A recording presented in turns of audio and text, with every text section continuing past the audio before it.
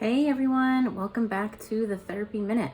I have been out for a bit, but I'm back now and I am ready to roll. So let's jump right in.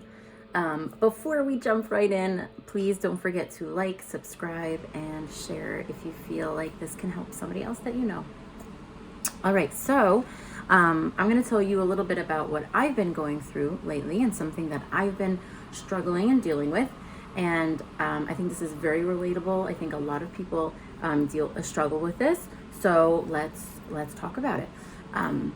So the topic today that we're going to be discussing is the concept of letting your kids go, sending your kids out into the world and letting them handle things on their own. So we just sent our oldest daughter away to sleepaway camp for the first time.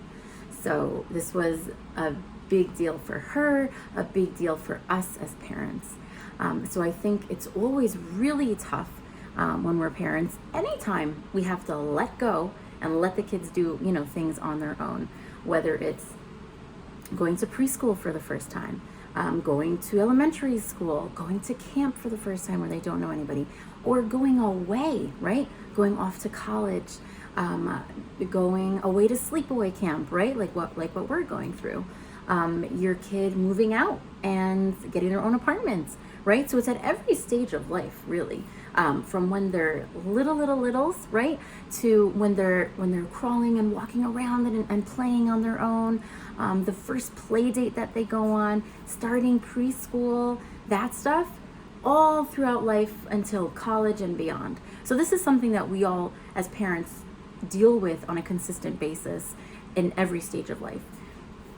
And the firsts are always difficult, right? But I think probably anytime you send your kid away off into the world is going to be tough. So let's talk about what we're feeling and how we can help ourselves to feel better, right? So as parents, obviously we love our kids, forever, and we always want to be there to help them. We always want to be in the background there to be a sounding board, to help them with anything that they need. But we really have to remember that the job of a parent is to teach our kids the skills that they need to know to navigate the world on their own, right? So, and my parents were always really big on this, and they always said, like, our job is to let you, be free out there in the world, right? So it's our job as parents to let our kids go, teach them the skills that they need, right? We gotta prepare them, but then let them free and just let go and let them be, because we want to create kids that are going to grow up to be functioning adults in society, kids that are going to contribute, right? People that are going to be, positive, contributing members to the world. So we've got to teach them those skills, but we have to let them go, which is like the hardest part. So I know so many times as parents, we want to be there, we want to help, we want to do things for them, but we got to rein it back and we got to let them be, let them figure things out, which is really tough for a lot of us, myself included.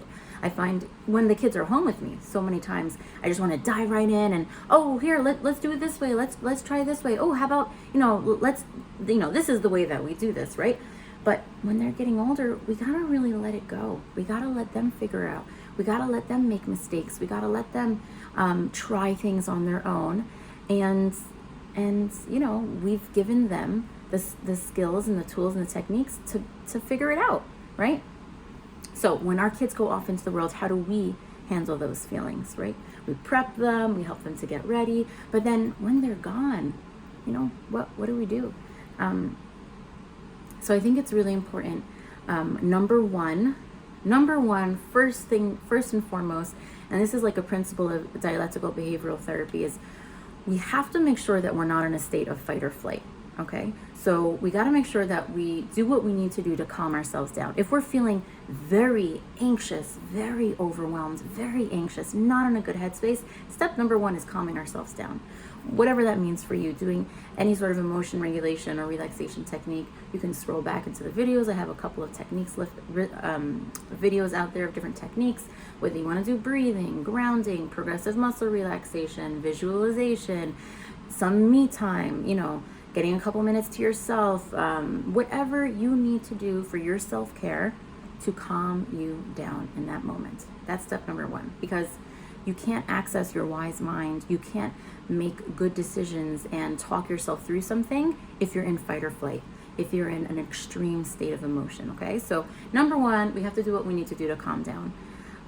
Whether that's taking, I like to try to do some deep breathing, taking a couple breaths, being mindful, being present, the grounding, okay? So that's step number one if you're in a very intense emotional state.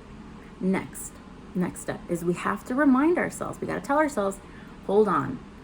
We have been teaching our kids, guiding them, giving them skills. They've got skills. It's time for them to use it. So remind ourselves it's okay to let them go. They're gonna be okay, And if something happens, they will figure it out. They will know what to do. Okay, so number one is remembering that we did our job as parents. We've given them skills and techniques, and and also that it's having faith in your kid, right? I have faith in my child. I know she's gonna be able to pull through and get this done and figure it out for herself. Okay, so just remembering that concept that we've prepped them, and they're gonna be able to do it. They're gonna be able to do it. Also remembering that, and something that helps me a lot, is the concept of God, right? Believing in God. So if you believe in God, then that's wonderful, right? And it's the concept of there's a higher being out there that is taking care of everything. So that releases the control from us, and we realize not everything is in our hands. Everything is really in God's hand. If you want to think of it as the universe or some supernal, being, whatever floats your boat, whatever you feel comfortable with. Karma, the universe, some all-knowing being. I prefer God, that's just me, but you do whatever works for you. But I feel like it is such a release of pressure and this desire that we have to control everything. But when there's nothing that we could do about it, right? I like to just let it go to God. I know God is going to take care of my daughter. He's going to make sure that she's okay and that she's having fun and that she's having a great time. So those are a few things that I do to help calm myself down, especially in the beginning stages when she just left and